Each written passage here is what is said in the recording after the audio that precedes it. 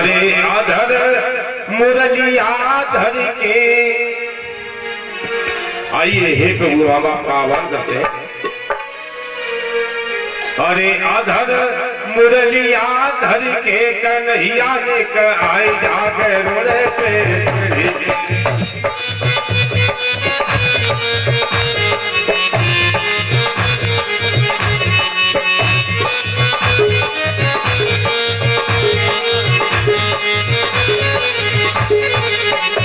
अब ऐसे बुलाओगे तो भगवान का नौकर भी नहीं आएगा। ताली बजाते हुए प्रेम से गाते हुए बुलाइए। सभी माता बहन भाई पीछे तक निवेदन करूंगा, ताली बजाते हुए गाएगा। अधर मुरलिया धर के कन्हैया आए जाकर अधर मुरलिया धर के कन्हैया आए जाकर कन्हैया आए जाकर पे कन्हैया आए जाकर पे समरिया आए जाकर पे चढ़ के समरिया जाकर पे अरे अधर मुरलिया धर के कन्हैया आए जाकर पे अधर मुरलिया धर के कन्हैया आए जाकर पे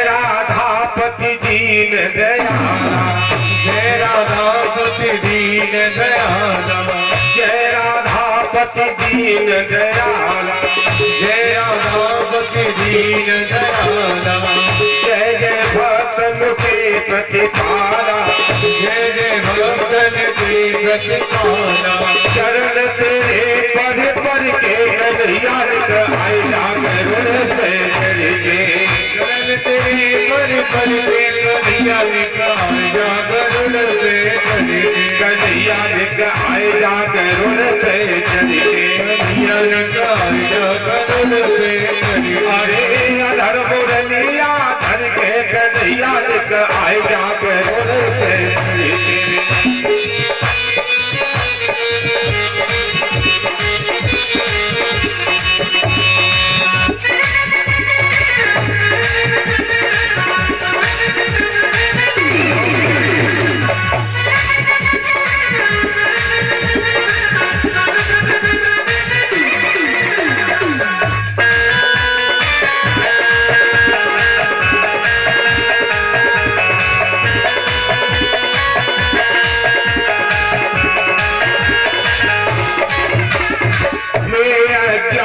ज्ञान नहीं स्वामी ज्ञान ज्ञान नहीं स्वामी ज्ञान नहीं स्वामी मेरा ज्ञान ज्ञान नहीं स्वामी कृपा करो प्रभु अंतर्यामी कृपा करो प्रभु अंतर्यामी कृपा करो प्रभु अंतर्यामी कृपा करो प्रभु अंतर्यामी मैं कहूँ घर तेरे अड़के कन्हैया आए जाकर से के रे मुरलिया धर के कन्हैया आए जाकर से करके अदर मुरलिया धर के कन्हैया आए जाकर से करके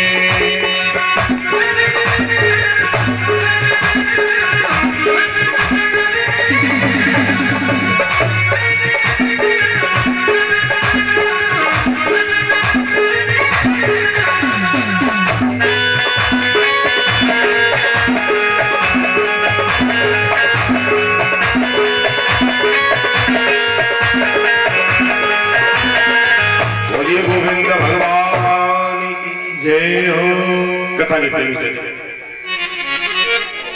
तो आइए सीधा कथा के प्रसंग से जुड़ते हैं।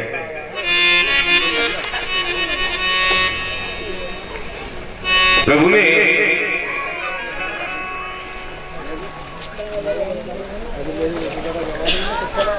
श्री सुखदेव जी ने राजा परीक्षित को सुनाया कि बाल कृष्ण भगवान ने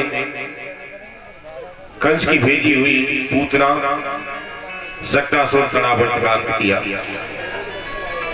और आप एक बात देख ले, संसार में दो अवतारों की बड़ी चर्चा है।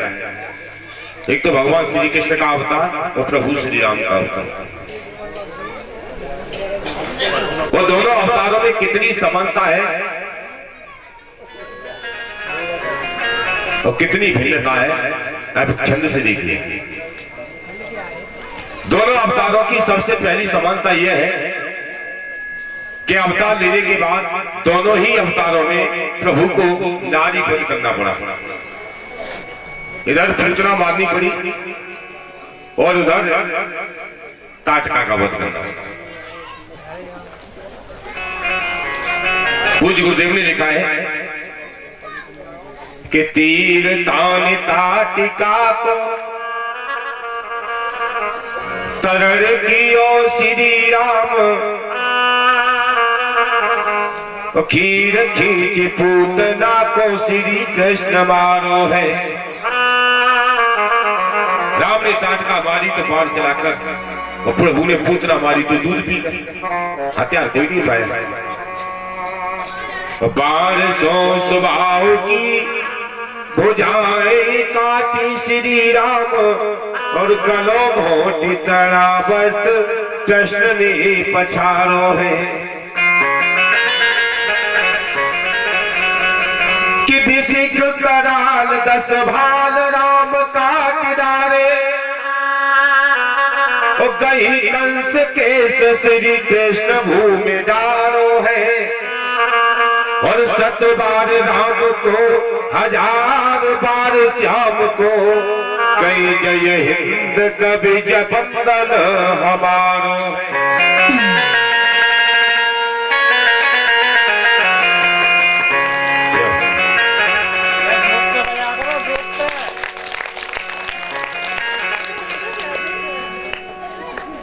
प्रभु ने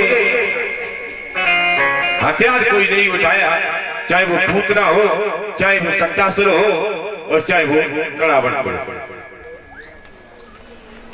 कथा के प्रेमी सज्जन,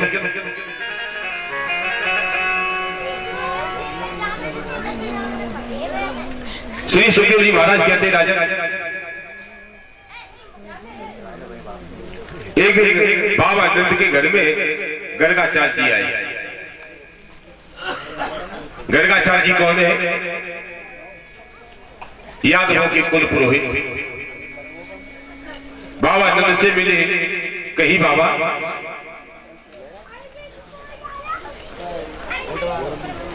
मैंने सुना है तुम्हारे घर में 2 बेटा है, वो अभी उनका नामकरण संस्कार नहीं हुआ। मैं नामकरण संस्कार करने आया हूं।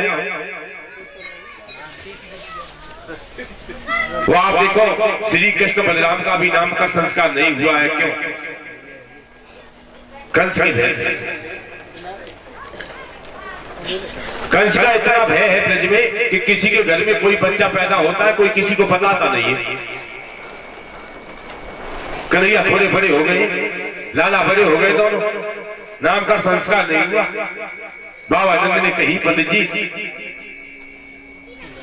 बिल्कुल शांत रहो, धीरे से बोलो, कोई सुन न ले। और नाम का संस्कार करना है तो चुपचाप गौशाला में पहुंचो, वही आ रहा हूं। पंडित जी अपनी पंचांग दबा के गौशाला में पहुंच गए। बाबा नंद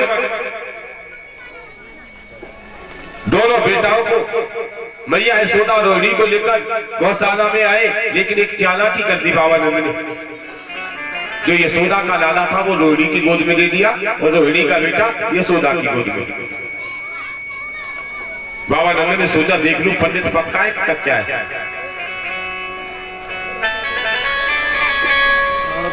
परीक्षा कर लूं पंडित जी की ज्योतिष की। पंडित जी ने पंचांग खोला।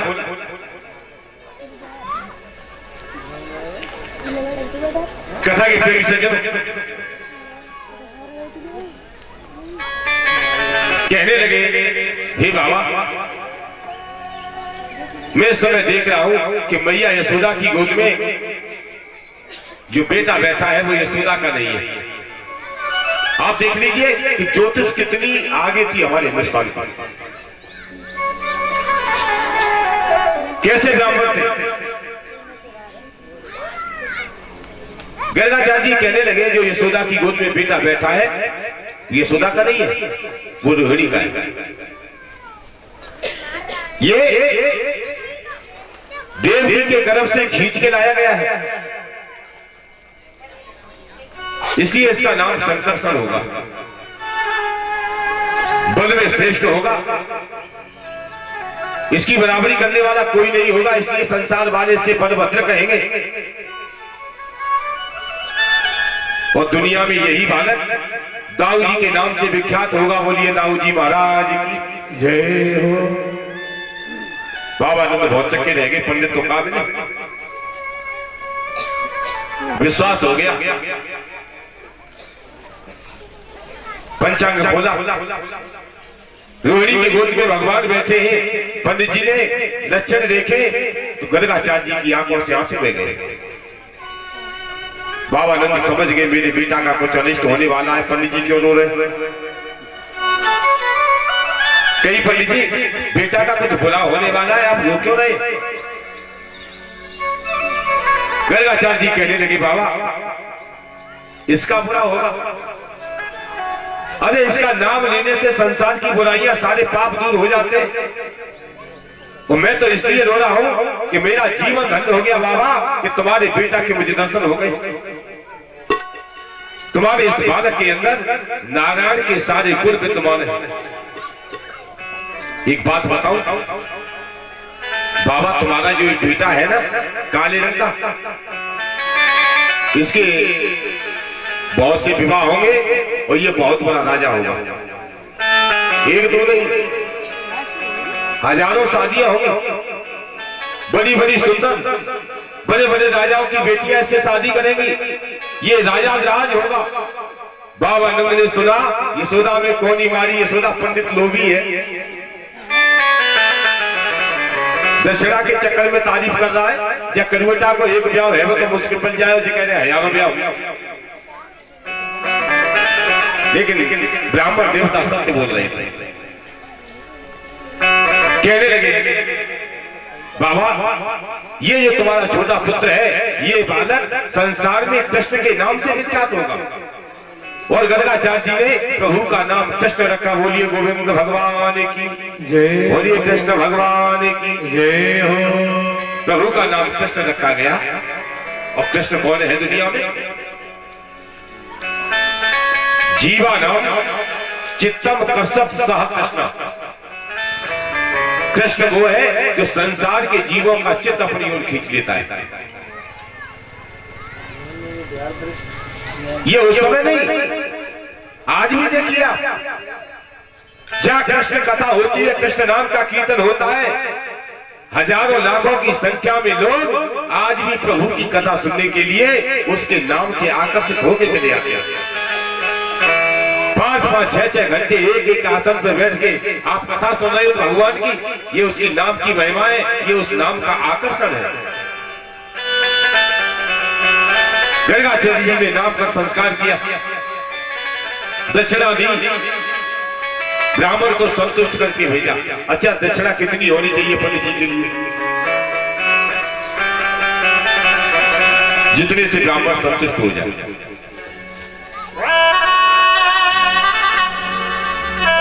अपनी सामर्थ्य के अनुसार कमी नहीं करनी चाहिए। कई चीजें हैं, बड़ा विचित्र काम हो जाता है। अब थोड़ा प्रसंग आ गया तो कह दूंगा। एक शादी होती है और शादी में लाखों रुपए ऐसे खर्च हो जाते हैं जिन्हें हम चाहे तो बचा सकते हैं। अच्छा, बैंड की क्या जरूरत है महाराज? 20, 25, 30 चले गए वो हजारों रुपए एक रात में ले गए। वहां हमने जेब को दबाया नहीं, जी भर के लुटा दिया। बारात घूम रही है, दूल्हा के ऊपर गद्दी और औशावर कर दी। वो कमी कहां करते, जहां सारी रात पंडित जी मेहनत कर रहे हैं, वेद मंत्रों से शादी करा रहे हैं, और पंडित जी की दक्षिणा में को पंडित जी ने कह दी भैया 500 रुपया दक्षिणा कह रहे, पंडित जी घर के पंडित जी 50 रुपया ले रहे। नहीं, ये गलत है, बिल्कुल गलत है। योग्य ब्राह्मण को ले जाइए, ज्योतिष का ज्ञाता ब्राह्मण हो, मंत्रों का जानकार ब्राह्मण हो, शादी कराइए। दक्षिणा में कतई कभी मत करिए, ब्राह्मण संतुष्ट होगा, आत्मा से आशीर्वाद देगा, आपका ग्रस्त जीवन सफल होगा। लेकिन बैंड तो वीआईपी चाहिए, बढ़िया क्वालिटी का चाहिए, लेकिन पंडित जी काम चलाऊ चाहिए। ऐसे काम नहीं चलेगा भैया, ग्रस्त जीवन तभी तो बिगड़ रहा है। शुभ मुहूर्त देखना नहीं आता विचारों को, ले गए शादी में। अरे योग्य पंडित को ले जाइए, काबिल लोग हैं आपके पंडित जी रहते।